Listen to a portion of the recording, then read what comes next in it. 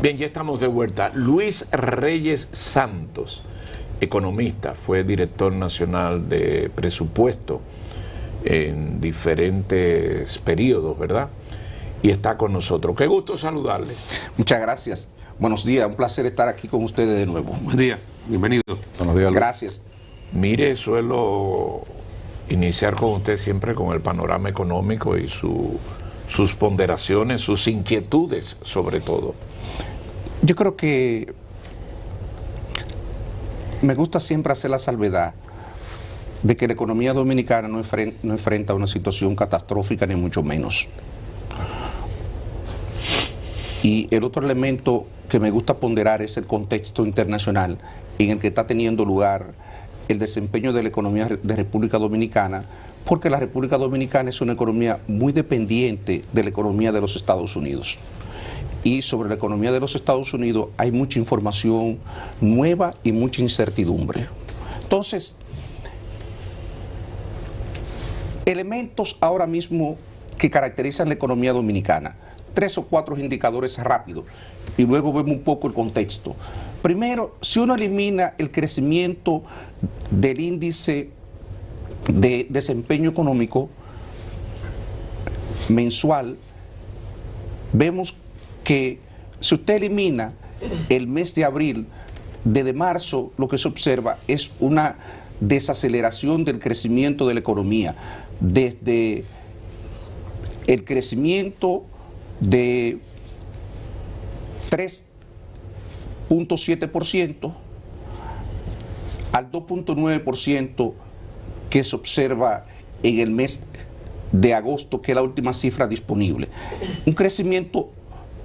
Una desaceleración lenta pero persistente, claramente con una tendencia a la baja. El segundo elemento que se destaca es la situación de la parte fiscal.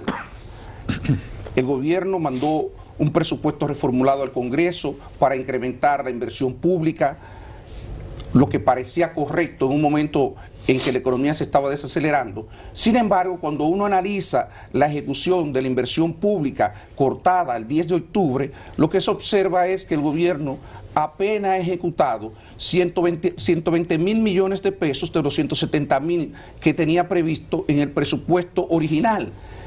Es decir, que si al 10 de octubre el gobierno había ejecutado aproximadamente un 60%, 70% del presupuesto original, existen serias dudas de si el presupuesto, incluyendo el reformulado, la parte de inversión pública va a ser ejecutada en este año, excepto que el gobierno haga lo que ha hecho en otras ocasiones, que es hacer un arreglo a final de año y transferir esos recursos al Banco de Reservas. Cuando uno chequea la cifra del Banco de Reservas, se encuentra que hay 283 mil millones de pesos de instituciones públicas depositadas en esa institución. Entonces uno se pregunta, pero esto no puede seguir siendo de esta manera si el gobierno quiere relanzar la economía. Y otro elemento importante que destaca dentro de eso es la pérdida de reservas internacionales del Banco Central. El Banco Central, en un esfuerzo por estabilizar el tipo de cambio, donde hay otras cosas aparentemente subyacentes, si uno toma el año 2023 son 2.250 millones de dólares. Si uno toma agosto del año pasado, cortado a la última cifra disponible, son 1.250 millones de dólares. Quiero decir lo siguiente, a mí me preocupa el tema de reducción, de reducción de las reservas internacionales. Las reservas en cerca de 12 mil millones.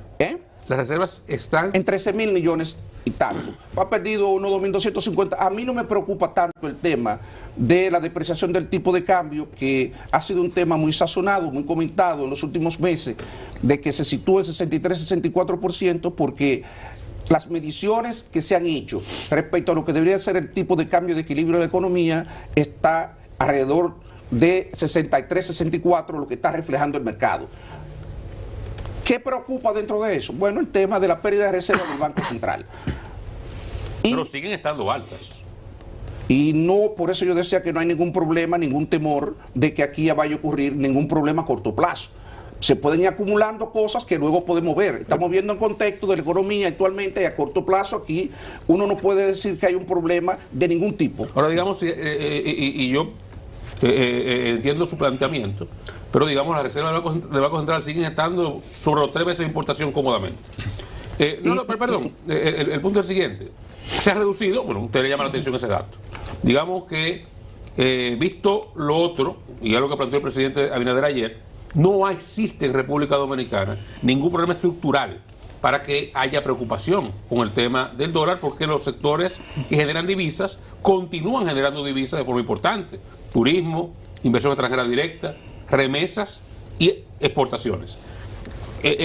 Bajo esa premisa no habría tampoco preocupación por la reducción de las reservas internacionales del Banco Central. Le agregaría a lo que citó el presidente solamente lo siguiente, o le puntualizaría lo siguiente. Si uno analiza los fundamentos de la economía dominicana, aparentemente no hay razón, pero hay algo que uno sabe que, si bien es cierto que a corto plazo no constituye un problema, no puede mantener una tendencia de pérdida de reserva, digamos, otro año más en esa proporción. Okay. Eso es el problema, el punto que quiero hacer aquí. Por un tema en este tal vez no un problema de percepción. De percepción. Porque aquí lo que voy a hablar a partir de este momento es de la percepción. ¿Cuál es el problema? Que el contexto internacional que estamos viviendo no ayuda en esa dirección. Ayer los mercados reaccionaron de manera positiva. Tuvieron un desempeño positivo en los mercados internacionales. Las bolsas en Estados Unidos tuvieron un desempeño positivo. Sin embargo, hay que anotar lo siguiente. ¿Por qué las bolsas tuvieron un desempeño positivo? Bueno, la pasada semana el presidente de la FED, del Banco de la Reserva Federal de los Estados Unidos, anunció que la economía de los Estados Unidos, el desempleo, aparentemente estaba frágil, y eso iba a dar lugar eventualmente a que la FED tuviera que continuar bajando las tasas de interés. Y eso, en principio, el mercado lo asumió como algo positivo y obviamente provocó esa reacción posiblemente que vimos en el día de ayer. Ahora, para la economía dominicana, eso plantea aspectos positivos y aspectos negativos que habrá que ver en ese contexto cuál es el resultado neto de esas cosas. Porque si el desempleo es, en este momento la creación de empleo es bajo, además él adicionó algunas cosas en su ponencia, hizo referencia al tema de lo que era la política migratoria de Estados Unidos, cómo eso iba a afectar la oferta de mano de obra y algunas otras cosas más que también hay en el marco de la política del gobierno de los Estados Unidos en este momento, como es el problema arancelario y el efecto que eso eventualmente va a tener en la inflación.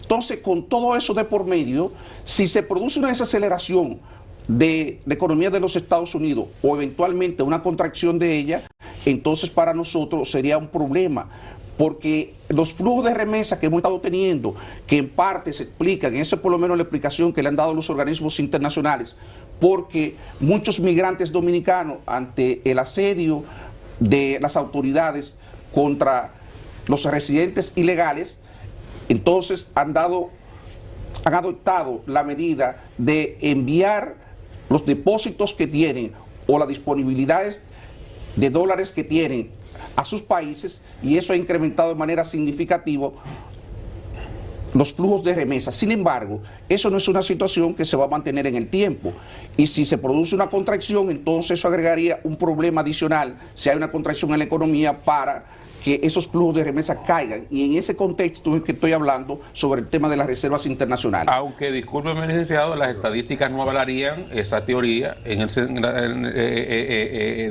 tomando en cuenta que el incremento porcentual de las remesas se compadece con el crecimiento que ha tenido en los últimos años. O sea, no ha habido un pico, que está creciendo al mismo ritmo que viene creciendo tras la pandemia. El promedio por transacción es $250. Igual.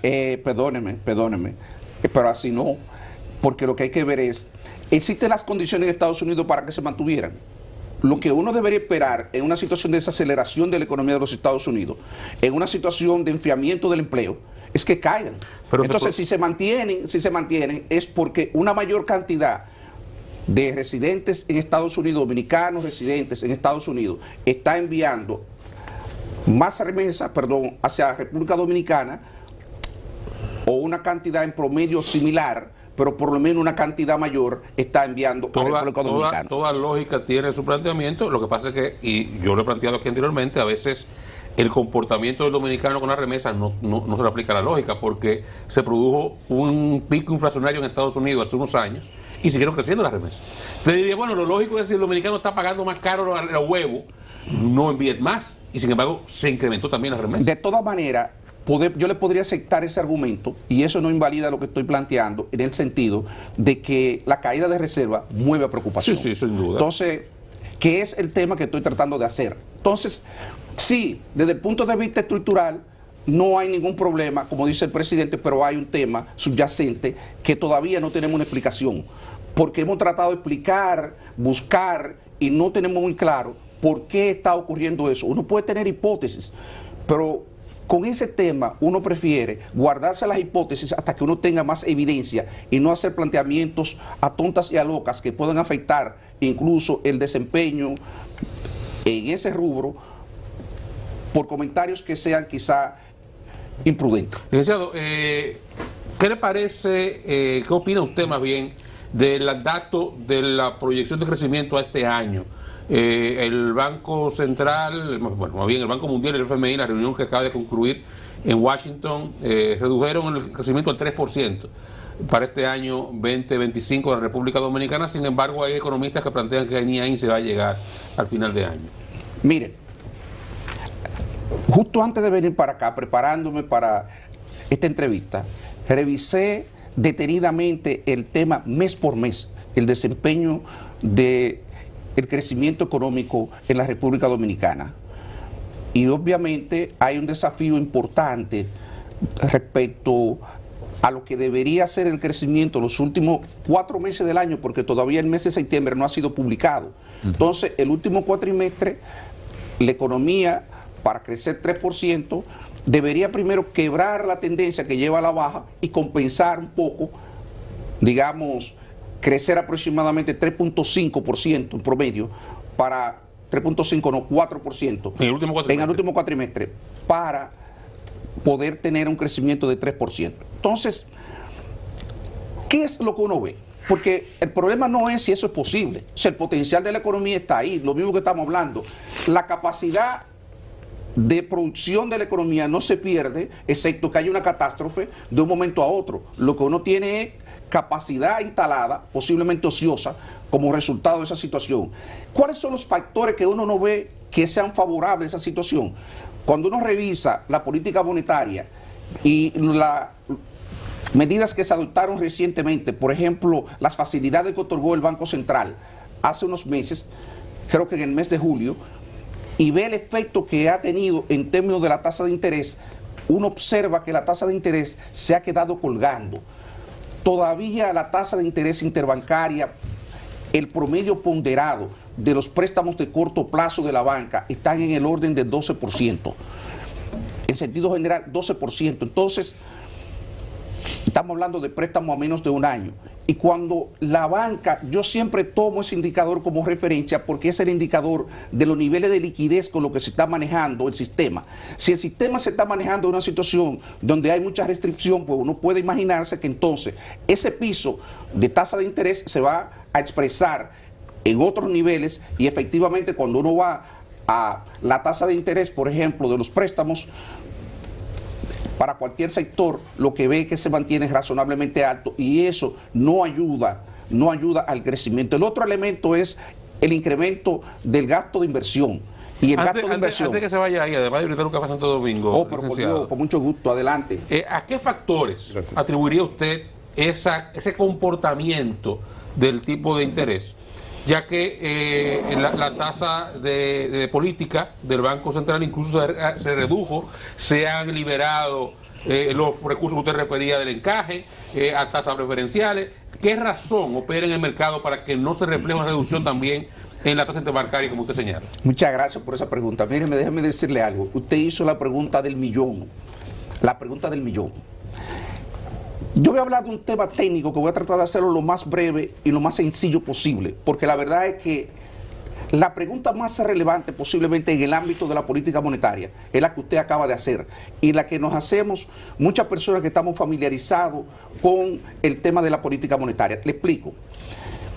La tasa de referencia del Banco Central Cuando el banco, por ejemplo, mueve la tasa hacia arriba o hacia abajo, eso debería de expresarse desde la tasa interbancaria de los bancos, porque se supone que esos niveles de liquidez deberían afectar, lo más inmediato que afectan es precisamente la disponibilidad de los bancos. Entonces eso debería de bajar, y obviamente deberían de bajar toda la estructura de tasa de interés, por lo menos las tasas activas deberían de bajar.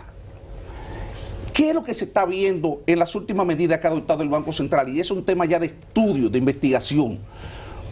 Los mecanismos de transmisión, que como técnicamente se llaman, de las decisiones de política del Banco Central al resto de la economía, es decir, al sistema financiero y a través del sistema financiero al resto de la economía, eso últimamente no ha estado operando con claridad, por lo menos no como estaba anteriormente, y eso plantea un desafío de investigación. Uno no tiene una explicación clara, y lo que uno plantea, lo que uno ve es, bueno, aquí hay un tema donde las autoridades van a tener que profundizar y tratar de entender lo que está pasando en el mercado, que no permite, eso se llama eficiencia en la transmisión de la política monetaria, que las decisiones de las autoridades monetarias se transfieran con esos niveles de eficiencia. No se está viendo. Por ejemplo, cuando se adoptó la decisión, creo que cayó de 12 a 11% la tasa de interés. O sea, hubo una cierta tendencia, pero rápidamente volvió a los niveles anteriores. ¿Es eso el reflejo de una situación de inconsistencia de la política monetaria? Es decir, de decisiones que se adoptan por parte de las autoridades, que los agentes perciben que posteriormente no se van a mantener en el tiempo y por tanto no surten el efecto deseado. No lo sé, porque ha habido parte de eso también en el manejo de la política monetaria y sobre todo en la política cambiaria. Y entonces todas estas cosas, cuando se conjugan, hacen que la explicación, sobre todo el análisis de coyuntura, con la poca información que puede manejar, por ejemplo, un analista, tal vez no tenga una respuesta, pero sí va en esa dirección. No cabe la menor duda que no se manifiestan los niveles de eficiencia en términos de la respuesta del sistema y de la economía a las decisiones de política monetaria, y lo otro es que se aprecia que hay algunas inconsistencias de política monetaria que han estado afectando. La política monetaria, si uno la analiza del 12 al 20, es sorprendente cómo los indicadores se alineaban. Es una situación que se ha roto a partir como del año 2022 hacia acá. Y eso habría que ver. En ese sentido, entonces, el sistema financiero prefiere hacer tesorería que arriesgar la liquidez que pueda tener para proyectos de inversión y desarrollo. Parece que puede ser, oye, Meto, que las condiciones del mercado les sean más rentables, porque al final es una decisión en términos financieros. Yo creo que ha habido mucha tesorería, pero también ahí hay una distorsión terrible que no se habla y que por alguna razón las autoridades tampoco la han abordado, por lo menos públicamente. Lo que uno no sabe es, por ejemplo, cómo se manejaba el exceso de liquidez que normalmente ha dispuesto el Banco de Reserva. O sea, ¿qué ha pasado con eso? No sabemos. Entonces, ahí hay muchas cosas que habría que sentarse, desmenuzarla y ver esto, cómo eso, por ejemplo, está afectando el diseño de la política monetaria y la efectividad de la política monetaria. Eso no lo tenemos claro. Lo único que sabemos es que hay una gran disponibilidad de liquidez en el Banco de Reservas, y que esa disponibilidad de liquidez representa un porcentaje muy alto de la liquidez del mercado financiero.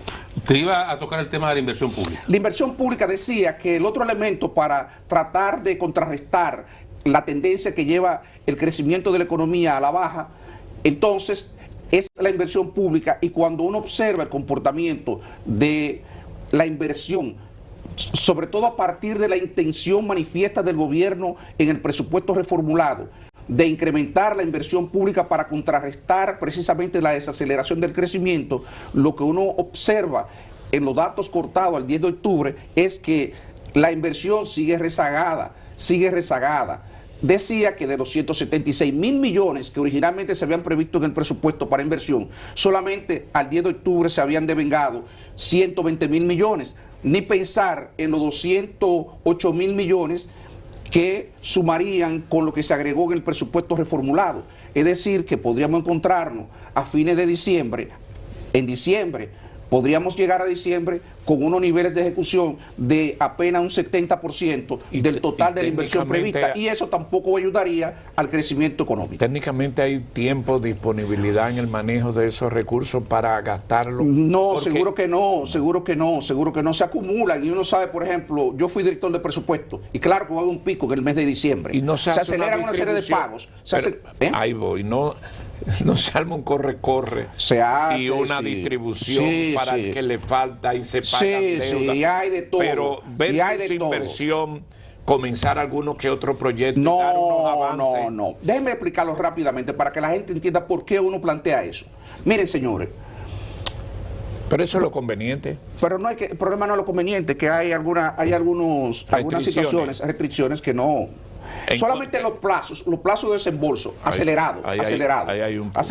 Y hay gente que puede caer porque yo lo sé. Incluso yo tengo amigos que están siendo afectados por situaciones como esa. Por violar esos puntos. Mire, entonces, el tema es el siguiente.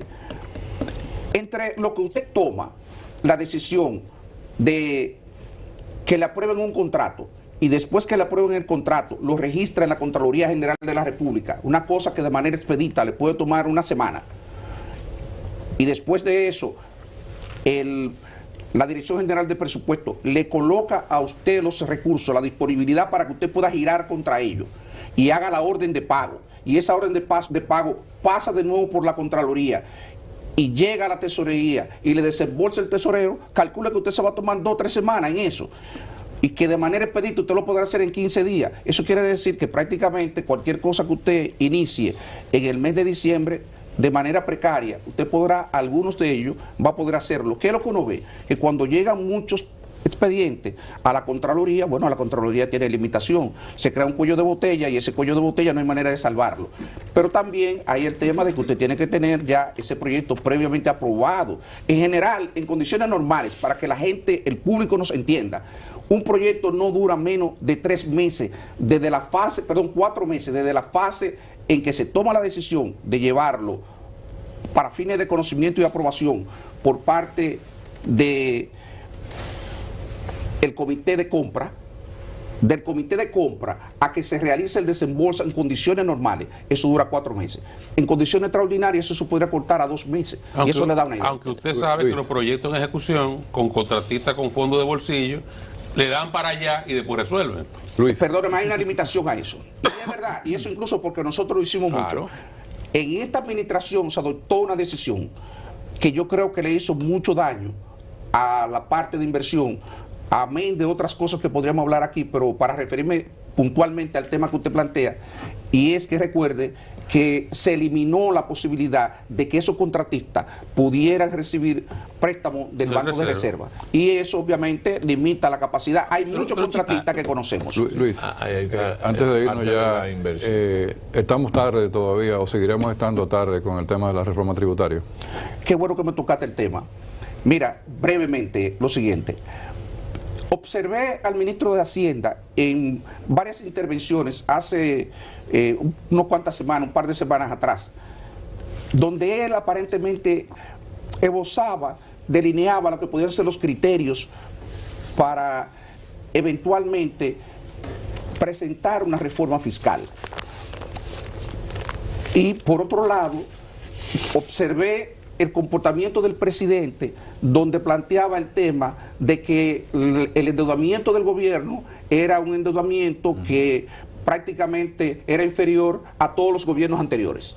Una cosa que obviamente no se sostiene porque este gobierno en 61 meses ha desembolsado más de 21.000 millones de dólares, y eso obviamente plantea un problema. Si el presidente no percibe que su nivel de endeudamiento es elevado, que es uno de los argumentos más sólidos que puede tener el gobierno para plantear una reforma fiscal, si eso no se ve así y eso no se comparte la visión del ministro de Hacienda, entonces uno pensaría que realmente el gobierno ni le urge ni tiene interés en presentar una reforma fiscal.